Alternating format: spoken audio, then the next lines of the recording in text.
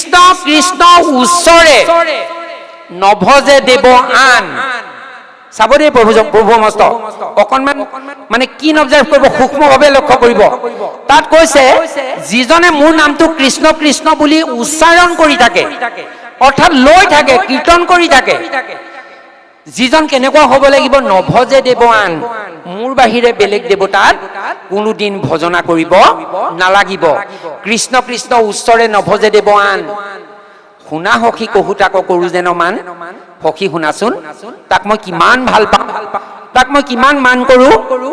তেনেকুৱা এজনে যদি মনে মনে কৃষ্ণ বোলে যদি বাৰে কত, যিজনে কেৱল মোৰ নামটো লৈ থাকে, কৃষ্ণ কৃষ্ণ বুলি মোক উচ্চৰি থাকে, মোৰ বাহিৰে বেলেগ কোনো দেৱতাক ভজনা নকৰে, বেলেগ দেৱতা থকা গৃহলৈ নাযায়, বেলেগ দেৱতাৰ মোৰ বাহিৰে বেলেগ দেৱতাৰ মূৰ্তি ভক্তিভাৱেৰে দৰ্শন নকৰে, ভক্তিভাৱেৰে সেৱা নকৰে, মোৰ বাহিৰে বেলেগ দেৱতাৰ পূজা অৰ্চনা চলি থকা তালৈ গৈ তাৰ প্ৰসাদ কাহানিও গ্ৰহণ নকৰে, তেনেকুৱাজনেও যদি মোৰ নামটো দুবাৰ মানুহ যদি লয়, মনে মনে কৃষ্ণ বোলে যদি বাৰে কত, তথাপি সদায় ভ্ৰমো তাহাৰ লগত।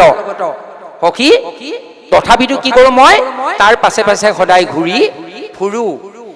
কিবা এটা আশা বাঞ্ছা কৰিও যদি লৈছে, মনে মনে কৃষ্ণ বোলে, কিবা এটা আশা কৰিও যদি কেনিবা যাবৰ সময়ত যে প্ৰভু আজি ওলাইছো আৰু সেই বুলি ভগৱন্তৰ নামটো লৈ যেনিবা ওলাই গ'ল, কিবা এটা কাৰণে গৈছে, কাৰোবাক লগ পাবগৈ লাগিব বা কাৰোবাৰ পৰা কিবা এটা পাব লগা আছে, কাৰোবাক দিব লগা আছে, সেইটো ভগৱন্তই পূৰ কৰি দিব। মনে মনে কৃষ্ণ বোলে যদি বাৰে কত, তথাপি সদায় ভ্ৰমো তাহাৰ লগত। তথাপিতো সখী মই তাৰ পাছে পাছে ঘূৰি ফুৰো।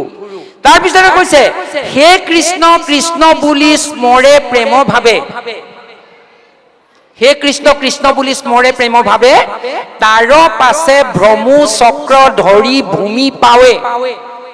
যিজনে হে কৃষ্ণ বুলি প্ৰেম ভাৱে ভক্তি কৰি আছে, উৰেটো জীৱন ভক্তি কৰি আছে। এতিয়া সপ্ৰেম ভক্তিযুক্ত ভক্তৰ লক্ষণখিনি পাছত কবগৈ। সেইজন কেনেকুৱা ভকত, যিজন সপ্ৰেম ভক্তিযুক্ত, স শব্দটোৱে যুক্ত হৈ থকা বুজায়। সপ্ৰেম মানে প্ৰেমযুক্ত ভক্ত, প্ৰেমযুক্ত ভক্তি কৰা ভক্তৰ লক্ষণখিনি পাছত বৰ্ণনা কৰিছে। ভাগৱততো সপ্ৰেম ভক্তিযুক্ত ভক্তৰ লক্ষণ বহুত বৰ্ণনা কৰি থৈছে। কি বুলি কৈছে, যে বাক্য গদ গদ কৰে প্ৰেমৰ ভৰত, দ্ৰৱে চিত্ত স্মৰি মূৰ মহিমা মনত। যিজনে লাখে লাখে ভগৱন্তৰ বাণী মুখেদি ওলাই আহে, বাক্য গদ গদ কৰে প্ৰেমৰ ভৰত, হৃদয়ত ভগৱন্তৰ প্ৰেমৰ ভৰত, মুখেদি ভগৱন্তৰ নাম লাখে লাখে অনৰ্গল যাৰ ওলাই থাকে। বাক্য গদ গদ কৰে প্ৰেমৰ ভৰত, দ্ৰৱে চিত্ত স্মৰি মূৰ মহিমা মনত। ভগৱন্তে কৈছে, যাৰ মোৰ মহিমা চিত্তত স্মৰণ কৰি যাৰ চিত্তখন একেবাৰে বিগলিত হৈ যায়, গলি পনি যায়, দ্ৰৱে চিত্ত স্মৰি মূৰ মহিমা মনত, ভকতৰ বৈষ্ণময়ী সেনয় আকলি, পৰম আনন্দে হাসি তোলে খলখলি। যে মই যে ভকতক খুব ভাল পাওঁ, মই যে ভকতৰ বৈশ্য, মই যে ভকতৰ পাছে পাছে ঘূৰি ফুৰো, এই কথাটো সেইজন ভকতে সপ্ৰেম ভক্তিযুক্ত ভকতজনে জানি পাছলৈ ঘূৰি চাই যেতিয়া দেখে ভগৱন্ত পাছে পাছে আহি আছে, তেতিয়া কি কৰে, পৰম আনন্দে হাসি তোলে খলখলি। খুব শব্দ কৰি হ শব্দে হাঁহি দিয়ে, চিঞৰি উচ্চ কৰি হাঁহে। পৰম আনন্দে হাসি তোলে খলখলি, হাঁহিলে। তাৰপিছতে আকৌ কান্দে। কান্দে কি বুলি, এটকাল ভৈলো তজু সেৱাই বঞ্চিত, এহি বুলি সুকে আতি কান্দে কদাচিত। প্ৰভু মোৰ ইমান দিন এনেই গ'ল, ইমান দিন মই এনেই পাৰ কৰিলো, ইমান দিন তোমাৰ সেৱাত প্ৰভু মই বঞ্চিত হৈ ৰলো, এই বুলি ভাবি দুখ কৰি তেওঁ কি কৰে, হুক হুকাই কান্দে। এনেই যে ভক্তি নকৰাকে জীৱনৰ এছোৱা সময় মই পাৰ কৰি দিলো, সেই বুলি হুক হুকাই কান্দে। তাৰপিছতে আকৌ নাচে। কি বুলি কৈ নাচে,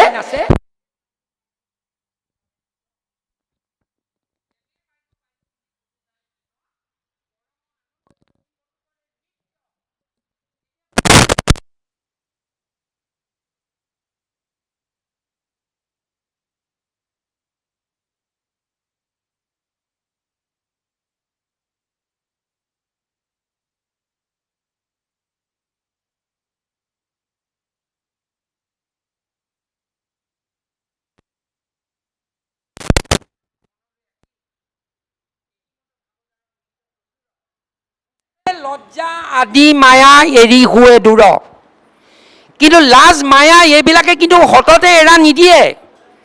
তেনেকুৱা অৱস্থা প্ৰাপ্ত যেতিয়া হ'বগৈ ভকতজন, তেতিয়াহে কি হ'ব? গুছে লজ্জা আদি মায়া এৰি হুৱে দূৰ। তেতিয়াহে লাজ মায়া এইবিলাকে ভকতক এৰা দিব বুলি মহাপুৰুষে বাণী দিছে। এহিমত ভাবজাৰ মিলিল প্ৰচুৰ, গুছে লজ্জা আদি মায়া এৰি হুৱে দূৰ। মুকুতিটো অধিক আনন্দ আশী মিলে, জগতো পবিত্ৰ হুৱে তাহাংক দেখিলে। গতিকে তেওঁ জীৱন্ততে এই মহাপুৰুষে কোৱা মুক্তিত নিস্পৃহ যিটো, সেই তেনেকুৱা ভক্তলৈ ৰূপান্তৰ হ'ব। জীৱন্ততে মুক্তিতকৈও অধিক আনন্দৰ গৰাকী হ'ব। মুকুতিটো অধিক আনন্দ আশী মিলে, জগতো পবিত্ৰ হুৱে তাহাংক দেখিলে। গোটেই জগতখনে তেওঁ যেনি যেনি যাব, গোটেই জগতখনকে পবিত্ৰ কৰি ফুৰিব। তেওঁ সংস্পৰ্শ, তেওঁ সান্নিধ্য যি যি পাব, সকলোকে তেওঁ পবিত্ৰ কৰি ফুৰিব।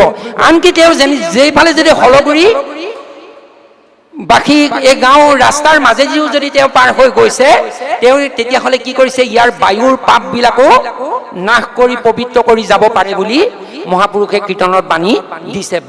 বায়ুৰ পাপো নাইকিয়া কৰি দিব পাৰি, ইমানেই শক্তি। গতিকে সেইজনে হ'ল মুক্তিটো নিস্পৃহ ভক্তি। এতিয়া পাছৰটো কৈ শেষ কৰি দিওঁ যে মনে মনে কৃষ্ণ বোলে যদি বাৰে কত, তথাপি সদায় ভ্ৰমু তাহাৰ লগত। হে কৃষ্ণ কৃষ্ণ বুলি স্মৰে প্ৰেম ভাবে, তাৰ পাছে ভ্ৰমু চক্ৰ ধৰি ভূমি পাৱে। তাৰ পাছে পাছে কেনেকুৱা হে কৃষ্ণ বুলি যিজনে হাঁহিব কান্দিব, ভগৱানক দেখি নাচিব, তেনেকুৱাজনে কি কৰিব? তেনেকুৱাজনক দেখিলে ভগৱন্তই কি কৰে? চক্ৰখন লৈ ভূমিয়ে ভূমিয়ে, মাটিয়ে মাটিয়ে, তাৰমানে তাৰ পাছে ভ্ৰমু চক্ৰ ধৰি ভূমি পাৱে।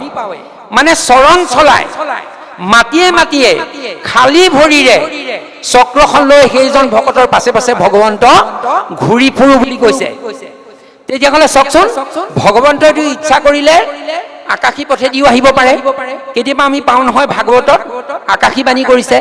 নাৰদৰ পূৰ্বজন্ম কথনত আমি দেখিলো, যেতিয়া নাৰদ নামৰ সেই সৰু ল'ৰাটি, নাৰদ নাছিলে দাসীৰ পুতেক, সেই শিশু অশ্বত্থৰ তলত স্নান পান কৰি যেতিয়া ভগৱন্তক চিন্তা কৰিছিলে, তেতিয়া ভগৱন্ত আকাশী পথেদি আহিছিলে। আকাশী পথেদি আহি আকাশী বাণী কৰি গুচি গৈছিলে। কিন্তু এইজনক ইমানেই ভাল পায়, তেওঁ হেলিকপ্টাৰখন ঘূৰাৰ নিচিনাকৈ ওপৰে ওপৰেও ঘূৰি ফুৰিব পাৰে, নুঘূৰে, পাছে পাছে আহে বুলি কৈছে। মহাপুৰুষে বাণী দিছে, এইটো ভক্তি ৰত্নাৱলীত কৈছে মহাপুৰুষ মাধৱদেৱে, যে তাৰ পাছত মই কেনেকে যাওঁ? চক্ৰখন ধৰি মাটিয়ে মাটিয়ে চৰণ চলাই খোজ কাঢ়ি কাঢ়ি ঘূৰি ফুৰো। বজাৰলৈ গ'লে বজাৰলৈ যাওঁ, পথাৰলৈ গ'লে বিল এখনৰ মাজেদি পাৰ হৈ গ'লে মই পাছে পাছে বিলখনৰ মাজেদি পাৰ হৈ যাওঁ। তাৰ অৰ্থটো সেইটোৱে নহয় জানো? তাৰ পাছে ব্ৰহ্মু চক্ৰ ধৰি ভূমি পাৱে। কৃষ্ণ কৃষ্ণ বুলন্তে শৰীৰ ৰোমাঞ্চিত, পাছৰ পদটো দেই, সেইটো পদৰ লগতে পাছৰ পদটোত ভক্তি ৰত্নাৱলীত লিখিছে, কৃষ্ণ কৃষ্ণ বুলন্তে শৰীৰ ৰোমাঞ্চিত। যি কৃষ্ণ কৃষ্ণ বুলি কওঁতে তাৰ গাটো শিহৰিত হয়। আমাৰ গাটো শিহৰিত হয় জানো? আমাৰ গা শিহৰিত কেতিয়া হ'ব? ক'বা মানে দুৰ্গম ঠাইডোখৰ পাৰ হ'ব লগা হ'লে, ৰাতি মানদুনো নোহোৱা ধৰি ললো এই দলংখনৰ ওচৰতে, সেইডোখৰতে মানুহ নাই, সেইডোখৰ পাৰ হওঁতে সিফালে জৰকে উঠিলে আমাৰ গা নোম দাং খাব। কিন্তু নহয়, ভগৱন্তৰ নাম ল'লে শিহৰিত হ'ব লাগে। কৃষ্ণ কৃষ্ণ বুলন্তে শৰীৰ ৰোমাঞ্চিত, নেত্ৰৰ লোটক জৰে দ্ৰৱ হুৱে চিত্ত। ভগৱন্তৰ নাম লওঁতে দুচকুৰে দুধাৰি চকু পানী বৈ আহিব লাগে, যিটো নাৰদৰ হৈছিলে, প্ৰহ্লাদৰ হৈছিলে, বা তেনেকুৱা উচ্চস্তৰীয় ভকতসকলৰ মাজত সেইটো আমি দেখা পাইছো, যে ভগৱন্তৰ নাম ল'লে গা শিহৰিত হ'ব লাগে, দুচকুৰে দুধাৰি চকু পানী ওলাব লাগে, নেত্ৰৰ লোটকত জৰে দ্ৰৱ হুৱে চিত্ত। আৰু চিত্তখন একেবাৰে দ্ৰৱীভূত, বিগলিত হৈ যাব লাগে। চিত্তখন যে আমাৰ খুব কঠোৰ বা কঠিন, এই কঠিন চিত্তখন একেবাৰে নৰম হৈ যাব লাগে। নেত্ৰৰ লোটকজৰে দ্ৰৱ হুৱে চিত্ত, ভকতিৰ আনন্দত আনন্দ হৃদয়, সিজনত গৈলো জানা আপুনি বিক্ৰয়। প্ৰিয় সখী অৰ্জুনৰ আগত কৈছে, যাৰ হৃদয়খন ভকতিৰ আনন্দত সদায় আনন্দিত হৈ থাকে, সখী সেইজনতে মই একেবাৰে বিক্ৰী গলো বুলি জানিবা। বিক্ৰী গলো মানে কি? যেহি বোলে সেহি কৰো যেনেও নিজৰ ৰাখে। যেনিবা আপোনালোকৰ ঘৰত কোনোবা আপুনি কাম কৰা মানুহ এজন ৰাখিছে দৰমহা হিচাপত, আপুনি যদি তাত যিটো কৰিবলৈ কয় সেইটোৱে নকৰিব জানো? বিক্ৰী হোৱা অৰ্থ সেইটোৱে, বোলে যাচোন ভাই কঠীয়ানিত গোবৰ ভাৰ পেলাই থৈ আগে যা, আহোঁতে তই আকৌ সুদা পাচিযোৰ লৈ আনিবি দেই, সেই ঢাপটোৰ পৰাই চপৰা কেইটামান কাটি লৈ আনিবি। এতিয়া বাৰিষা গোহালিটোত দিবলৈ লাগিব, গৰুৱে খচিব। সি গোবৰ পেলালে, গোবৰ পেলাই তাৰপিছত আহোঁতে আকৌ সেই চপৰা দুটামান লৈ আনিলে, চব কৰে যে। গতিকে ভগৱন্ত কৃষ্ণই কৈছে মই তেনেকুৱা পৰ্যায়লৈ নামি যাওঁ, মোৰ ভক্তজনৰ ক্ষেত্ৰত মই সেইটো পৰ্যায়লৈ নামি যাওঁ, যিটো মহাপুৰুষ মাধৱদেৱে কৈছে নিজ ভকতৰ বৈশ্য, যে ভকতজনৰ বৈশ্য হলে কি হয়, তেনেকুৱা এটা অৱস্থালৈ ভগৱন্ত নামি যাওঁ বুলি কৈছে। নিজ ভকতৰ বৈশ্য ভজু হেন দেৱ যাদুপতি। গতিকে মই সেইজন যদুপতি কৃষ্ণকে মই ভজনা কৰিছো বুলি মহাপুৰুষে ঘোষা শাস্ত্ৰ ভাগৰ প্ৰথমতেই লিখি ঘোষা ভাগ আৰম্ভ কৰিছে। তাৰপিছতে কৈছে যাৰ কৃষ্ণ ৰাম নাম, যাৰ কৃষ্ণ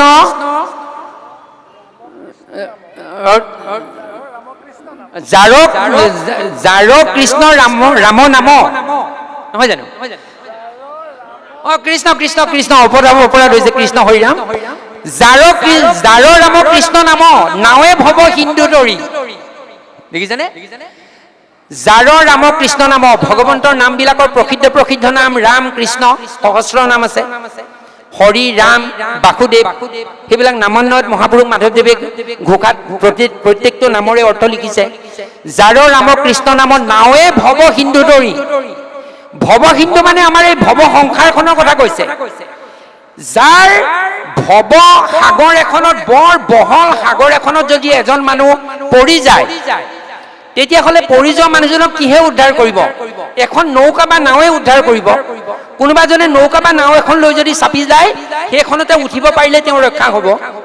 সেইখন ভৱসাগৰ মানে বহল পানী, সাগৰত কিমান পানী যে আমি চকুৰে চাই দিলে, মুকলি আকাশৰ ফালে চাই দিলে যে আমাৰ কি হয়, আকাশখনে পৃথিৱীখন বহুত দূৰত চুই থকা নিচিনা লাগে, সেইটোকে দিগন্ত বা দিগবলয় বুলি কয়। গতিকে সাগৰখনৰ ওচৰতো যদি থিয় হৈ চাই দিয়ে, সেই আকাশখনে সাগৰখন চুই থকা যেন লাগে, ইমানেই বহল, ইমান বিস্তীৰ্ণ। তেনেকুৱা এখনৰ মাজত যদি এজন মানুহ পৰি যায়, তেতিয়াহ'লে নৌকাখনৰ সহায়তে উদ্ধাৰ পাব। সাঁতুৰিতো ইমান দূৰ সাগৰখন পাৰ হ'ব নোৱাৰে। এতিয়া সেই তেনেকুৱা নৌকাখনৰ লগত আমাৰ এই ভৱসাগৰ, অৰ্থাৎ এই ভৱ সংসাৰখন পাৰ হোৱাৰ নাও সদৃশ, যাৰ নাম ৰাম কৃষ্ণ নাম, যাৰ ৰাম কৃষ্ণ নাম নাৱে ভৱ সিন্ধু তৰি, পাৱে পৰম পদ পাপী যত। ভকতসকলেতো পাৰ হ'বই, পাপী সকলেও পাৰ হ'ব পাৰিব বুলি কৈছে। পৰম পদ পাব পাৰিব বুলি কৈছে, অৰ্থাৎ শ্ৰেষ্ঠ পদ পাব পাৰিব বুলি কৈছে। পাৱে পৰম পদ পাপী যত, পৰম পদ মানে শ্ৰেষ্ঠ পদ, অৰ্থাৎ বৈকুণ্ঠ প্ৰাপ্তি হ'ব পাৰিব। পাৱে পৰম পদ পাপী যত, সদানন্দ সনাতন সেনয় কৃষ্ণক সদা উপাসা কৰোহু সদয় হৃদয়ত। সদানন্দ, যিজন কৃষ্ণ সদায় আনন্দিত, সদানন্দ, তেওঁ কোনোদিন দুখ বেজাৰ এইবিলাকে তেওঁক উৰ্ধত তেওঁক চুবগে নোৱাৰে। সেইকাৰণে ভগৱান কৃষ্ণ কি ওঠৰ কোণেদি এটা খুব ইক্ষত হাঁহি এটা চিটিকি থাকে সকলো সময়তে। তেওঁ স্বভাৱতে সেইটো ৰূপতেই দেখা যায়। কেতিয়াবা কেতিয়াবা হয়তো খঙৰ ৰূপ লৈছে, নোলোৱাকে থকা নাই, সেইটো হাঁহি মৰা নাই। যেতিয়ালৈ ভীষ্ম পিতামহৰ ওচৰলৈ যেতিয়া খেদি আহিছিলে, চক্ৰখন ধৰি গাৰ পাত পচোৱা ৰথতে পেলাই যেতিয়া ভূমিখণ্ড পৃথিৱীখণ্ড লৰাই যেতিয়া চক্ৰখন ধৰি যেতিয়া ভীষ্মলৈ খেদা মাৰিছিলে, কিন্তু তেতিয়া সেইটো ৰূপ নাছিলে। কিন্তু এনে সাধাৰণতে ভগৱান সদানন্দ, সদায় আনন্দিত। ভগৱন্তৰ এটা নাম সদানন্দ, সকলো সময়তে আনন্দিত। অৰ্থাৎ আমাক যিবিলাক কথাই দুখ যন্ত্ৰণা বেজাৰ বিষাদ দিয়ে, সেইবিলাক বস্তুৰ সদায় ঊৰ্ধত ভগৱন্তক সেইবিলাক বস্তুৱে চুবগে নোৱাৰে। সেইকাৰণে সদায় ভগৱন্ত আনন্দিত হৈ থাকে। আনকি যেতিয়া শিশুপালে যেতিয়া বাৰে বাৰে তিৰস্কাৰ কৰি আছিলে, তিৰস্কাৰ কৰি থাকোঁতেও কিন্তু ভগৱন্তৰ খং উঠা নাছিলে। 101টালৈকে ক্ষমা কৰিম বুলি ক'লে নহয়, 101টালৈকে কিন্তু ক্ষমাই কৰি আছে। আৰু কি বুলি কৈ আছে, বেয়া বেয়াকে যেতিয়া গালি পাৰি আছে, খুব অশ্লীল অশ্ৰাব্য ভাষাৰে শিশুপালে যেতিয়া ৰাজসভাত ভগৱন্ত কৃষ্ণক গালি পাৰি আছে, তেতিয়া ভগৱন্ত কৃষ্ণই কি বুলি কৈছে, তেতিয়াও হাঁহিয়ে আছে। হাঁহিয়া হাঁহিয়া শ্ৰীকৃষ্ণে বুলন্ত, শুন ঐৰে শিশুপাল, ৰাজসভা মাজে এতেক কদৰ্থ, তই কেত মানে ভাল। হাঁহি হাঁহিয়ে কৈছে, হাঁহিয়া হাঁহিয়া শ্ৰীকৃষ্ণে বুলন্ত, শুন ঐৰে শিশুপাল, ৰাজসভা মাজে এতেক কদৰ্থ, তই কেইটামানৰ ভাল এই বুলি কিন্তু হাঁহি হাঁহিয়ে কৈছে যেন তেওঁ কথাবিলাকে কোনো ধৰণৰ প্ৰভাৱ ভগৱন্ত গুৰুৰ গাত পেলাব পৰা নাই গতিকে ভগৱন্ত সদানন্দ সদায় আনন্দিত হৈ থাকে সনাতন সনাতন শব্দটোৱে স্থায়ী বুজাইছে যিটো শাশ্বত চিৰস্থায়ী যিটো কোনোদিন পৃথিৱীৰ পৰা নাইকিয়া হৈ নাযায় সেইকাৰণে সনাতন শব্দটো সংস্কৃতৰ এটা ভাৱাৰ্থৰ ভাঙনি এটা আছে ভাঙনিটো কি যে সৰ্বত্ৰ সৰ্বকালেষু বিদ্যমান সনাতন যে সকলোতে সকলো সময়তে বৰ্তি থাকিব পৰা শক্তিটোৱে হ'ল সনাতন শক্তি যিটো সৰ্বত্ৰ সকলোতে সৰ্বকালেষু কাল মানে সময় সকলো সময়তে বিদ্যমান যিটো দেখা পোৱা যায় বা বৰ্তি থাকে সনাতন সেইটোৱে হ'ল সনাতন আৰু সেয়ে হ'ল ভগৱান কৃষ্ণ সেইকাৰণে ভগৱান কৃষ্ণৰ এটা প্ৰসিদ্ধ নাম সনাতন সদানন্দ সনাতন হেনয় কৃষ্ণক সদা উপাসা কৰোহু হৃদয়ত চাব কদে প্ৰভুজন এতিয়া হৃদয়ত উপাসনা কৰো বুলি কৈছে অৰ্থাৎ মানুহ মন চকুৰেহে ভগৱানক দেখিব আমি এই দুটা চকুৰে ভগৱানক দেখাটো হেতু কল্পনাতীত আমি কেতিয়াও দেখা নাপাওঁ এটা ক'ত দেখা পাব বুলি কৈছে হৃদয়ত উপাসনা কৰো বুলি কৈছে হৃদয়ত দেখা পাওঁ এটা শৰীৰ তত্ত্বমতে হৃদয়ৰ স্থানটো ক'ত ক'ত দেখো বুলি কৈছে মহাপুৰুষ মাধৱদেৱে কৈছে সদানন্দ সনাতন হেনয় কৃষ্ণক সদা উপাসা কৰোহু হৃদয়ত মই হৃদয়ত উপাসনা কৰো আকৌ কীৰ্তনত ক'লে ভাই মুখে বুলাৰাম হৃদয় ধৰাৰ ৰূপ এটা হৃদয়ৰ ৰূপটো চিন্তা কৰিবলৈ কৈছে আকৌ যেতিয়া নাৰদে ব্যাসক উপদেশ দি নাৰদ স্বৰ্গলৈ গুচি গ'ল বুলি কৈছে তেতিয়াও কিন্তু ব্যাসে নাৰদে উপদেশ দি যোৱাৰ মতে চিন্তা কৰিলে চিন্তা কৰি হৃদয়তহে কৃষ্ণক দেখা পাইছে বুলি কৈছে কৃষ্ণৰ মূৰ্তিক পাছে কৰিলন্ত ধ্যান হৃদয়তে কৃষ্ণক দেখিলা বিদ্যমান হৃদয়তেহে কৃষ্ণক ব্যাসে দেখা পাইছে এতিয়া আমাৰ মহাপুৰুষ মাধৱদেৱেও কৈছে সেইজন কৃষ্ণক ক'ত উপাসনা কৰো ক'ত উপাসনা কৰো হৃদয়ত এতিয়া হৃদয়ৰ স্থানটো ক'ত শৰীৰ তত্ত্বমতে আমি বস্তুটো উলিয়াব লাগিব প্ৰভুজন ভাগৱতৰ চতুৰ্থ স্কন্ধ পঢ়ি যাওঁতে এটি পদ পালো আৰু বিচাৰি ফুৰা কথাটো তাতে উত্তৰটো ওলালে হৃদয়ৰ স্থানটো নিৰূপণ কৰিলে এতিয়া শৰীৰ তত্ত্বমতে হৃদয়ৰ স্থান ক'ত যেতিয়া দক্ষ যজ্ঞ সতীৰ দেহ ত্যাগ সতীয়ে যেতিয়া দেহ ত্যাগ কৰিবলৈ লৈছিলে তেতিয়া যুগবলে দেহ ত্যাগ কৰিছিলে যুগবলে দেহ ত্যাগ কৰিছিলে আৰু যুগবলে দেহ ত্যাগ কৰোঁতে শৰীৰ তত্ত্বমতে হৃদয়ৰ স্থানটো সতীয়ে নিৰূপণ কৰি গৈছে সতীয়ে কি বুলি নিৰূপণ কৰি গৈছে যে মানুহৰ শৰীৰত পঞ্চপ্ৰাণ থাকে পঞ্চবায়ু পঞ্চপ্ৰাণ এটা হ'ল প্ৰাণ অপান সমান উদান আৰু ব্যান তাৰ ভিতৰতে প্ৰথম দুটা প্ৰাণ আৰু অপান এই দুটা দম বায়ু সতীয়ে কি কৰিলে যুগবলে এই নাইটোৰ ওচৰত নাভি দেশত গোটাই ল'লে বুলি কৈছে মানে এইখিনি কথা প্ৰয়োজনটো ইপাকে নাই কিন্তু হৃদয়ৰ কথাটো ক'বলৈ যাওঁতে এই কাহিনীটো অৱতাৰণা কৰিবলৈ কয় মানে কি বুলি কৈছে প্ৰাণ অপান বায়ু দুইকো সম কৰি নাভি চক্ৰে থাপিলন্ত শৰৰ সুন্দৰী প্ৰাণ আৰু অপান সমান উদান ব্যান ই তিনিটা বাদ দিলে প্ৰাণ আৰু অপানটো ল'লে লৈ নাভি চক্ৰত শৰৰ সুন্দৰী পত্নী সতীয়ে গোটাই ল'লে নাভি চক্ৰে থাপিলন্ত শৰৰ সুন্দৰী ইয়াতে যেতিয়া দমটো নাভি চক্ৰলৈ আনিলত তেতিয়া কি কৰিলে এইটো নাভি চক্ৰতে নিয়ন্ত্ৰণ কৰিছে তললৈও যাতে যাব নোৱাৰে ওপৰলৈও যাতে যাব নোৱাৰে অধ উধ দুইহান টকু নিৰোধিলা যুগবলে সেই বায়ুটো নাভি চক্ৰতে গোটালে তললৈও যাবলৈ দিয়া নাই ওপৰলৈও যাবলৈ দিয়া নাই যেতিয়া নিয়ন্ত্ৰিত হ'ল অধ উধ দুইহান টকু নিৰোধিলা পাছে অল্প কৰি বায়ু দেৱী আক্ৰমিলা নিয়ন্ত্ৰিত হোৱাৰ পাছত সেই বায়ুটো প্ৰাণ অপান বায়ু দুইটা লগ লগাই যিটো দম নাভি চক্ৰত গোটাই লৈছিলে সেইটো যেতিয়া নিয়ন্ত্ৰিত হোৱাৰ পাছত সতীয়ে কি কৰিলে লাহে লাহে ঠেলিলে মানে ওপৰ ফালে ঠেলিলে পাছৰ পদটোতে আছে নাভি চক্ৰ হন্তে বায়ু ঊৰ্ধ্বক কেপিলা নাভি চক্ৰৰ পৰা লাহে লাহে ওপৰলৈ ঠেলিলে অল্প অল্প কৰি বায়ু হৃদিত থাপিলা তেতিয়াহ'লে প্ৰমাণ এটা ওলাইছে লাহে লাহে নি হৃদয় পোৱালৈকে নাভি চক্ৰৰ পৰা ঠেলি তেতিয়াহ'লে নাভিৰ ওপৰতে কোনোবা এডোখৰ হ'ব নাভিৰ ওপৰতে কোনোবা এডোখৰত হ'ব তাৰ পাছৰ পদটোৱে কিন্তু একদম সম্পূৰ্ণ স্থিৰ কৰি দিব নাভি চক্ৰ সন্তে বায়ু ঊৰ্ধ্বক খেপিলা অল্প অল্প কৰি বায়ু হৃদি ততাপিলা হৃদি পোৱালৈকে প্ৰাণ অপান বায়ু এই দুইটা দম লগ লগাই দুইটা বায়ু লগ লগাই যিটো দমটো সেইটো হৃদি পোৱালৈকে হৃদয়ৰ পৰা বক্ষস্থলক নিলন্ত হৃদয়ৰ পৰা ক'লে নিলে বক্ষস্থল নিলে বক্ষ মানে বুকু বক্ষ দেশলৈ নিলে তেতিয়াহ'লে ওলালে বুকুৰ তলত আৰু নাভিৰ ওপৰতে হৃদয়ৰ স্থান য'ত এতিয়া মহাপুৰুষ গুৰুজনে কৈছে যে সদানন্দ সনাতন সেনয় কৃষ্ণক সদা উপাসা কৰোঁ হৃদয়ত হৃদয় বুলি কওঁতে বুকুৰ তলত আৰু নাভিৰ ওপৰৰ এই দ ঠাইডোখৰতে হৃদয়ৰ স্থান বুলি এতিয়া হৰি তত্ত্বমতে ভাগৱতে নিৰূপণ কৰিছে সেইকাৰণে কি কৰিব লাগে আমি যেতিয়া প্ৰণাম কৰোঁতে দহু আঙুলি কৃতাঞ্জলি কৰি কি কৰিব লাগে এইদৰে কৰি এই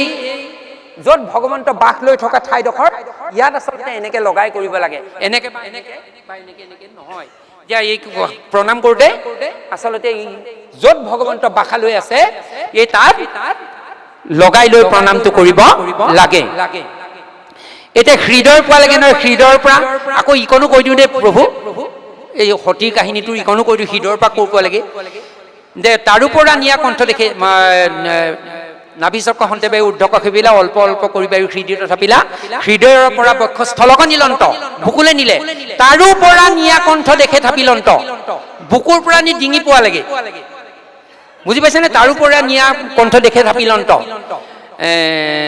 তাৰো পৰা নিয়া কণ্ঠ দেখি থাপিলন্ত কণ্ঠ হন্তে মানে পৰা কণ্ঠ হন্তে দুই ভ্ৰুৱ মধ্যে প্ৰৱেশাইলা ডিঙিৰ পৰা নি চকু চেলাউৰি মাছ পোৱালৈকে আমাৰ আইসকলে যে ফুটটো লয় সেইডোখৰ পোৱালৈকে কণ্ঠ হন্তে দুয়ো ভ্ৰুৱ মধ্যে প্ৰৱেশাইলা এহিমতে নিয়া বায়ু তহিতে তম্বাইলা নি এইডোখৰতে গোটালেগে একদম নাভিৰ পৰা তুলি নি নাভিৰ পৰা হৃদয় নিলে হৃদয়ৰ পৰা বুকুলে নিলে বুকুৰ পৰা ডিঙিলে নিলে ডিঙিৰ পৰা চকু চেলাউৰিৰ মাজৰ এই ঠাইডোখৰতে গোটালেগে তাৰপিছতে কৈছে দক্ষতাপে নিজ প্ৰাণ চাৰিবাক প্ৰতি যোগময় অগ্নি শৰীৰতে জালিলন্তি এইডোখৰ পৰা যেতিয়া দমটো এৰি দিলে ভিতৰে ভিতৰে সতীৰ দেহটো জ্বলি সতী মৃত্যুৰ মুখত পৰিলে সেইখিনি আমাৰ প্ৰয়োজন নাই তেনেকে মৃত্যু বৰণ কৰাৰ এতিয়া কোনো পৰম্পৰা নাই কিন্তু হৃদয়ৰ কথাটো ক'বলৈ যাওঁতে সতীৰ এই কাহিনীটো অৱতাৰণা কৰা হৈছে গতিকে সেইজন ভগৱন্তক আমি ক'ত উপাসনা কৰিব লাগিব হৃদয়ত অৰ্থাৎ আমি এই দুটা চকুৰে বিভিন্ন ঠাইত বিভিন্ন দৌল দেৱালয় ভ্ৰমণ কৰি এই দুটা চকুৰে ভগৱন্তক আমি দেখিবলৈ পাম বুলি ভবাটো একেবাৰে দুৰূহ